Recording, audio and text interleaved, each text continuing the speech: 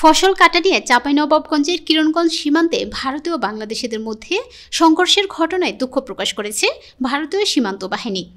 শনিবার বিকেলে border guard বাংলাদেশের কড়া প্রতিবাদের মুখে পরিস্থিতির জন্য দুঃখ প্রকাশ করে বিএসএফ। এর আগে সকালে ফসলি জমি ও আম গাছ কাটার অভিযোগে বাংলাদেশিরা সীমান্তে জড়ো হন। অন্যদিকে ভারতীয় অংশে ফসল কেটে নেওয়ার অভিযোগে ভারতীয়রা জড়ো হয় এবং এক পর্যায়ে দুদেশের নাগরিকদের মধ্যে সংঘর্ষ হয়। এই ঘটনায় ৩ বাংলাদেশি আহত হয়েছেন। এছাড়াও ভারতীয় অংশ থেকে টিয়ারসেল, সাউন্ড গ্রেনেড ও হাতবোমা নিক্ষেপের ঘটনা ঘটে। চৌকা কিরণগঞ্জ সীমান্তে দিনভর উত্তেজনাকর পরিস্থিতি ছিল। পরে বিকেল 4:30টার পতাকা বৈঠকের পর পরিস্থিতি নিয়ন্ত্রণে আসে। বিজিবি ও বিএসএফ পতাকা বৈঠকের মাধ্যমে সমস্যা সমাধানে কাজ করেছে।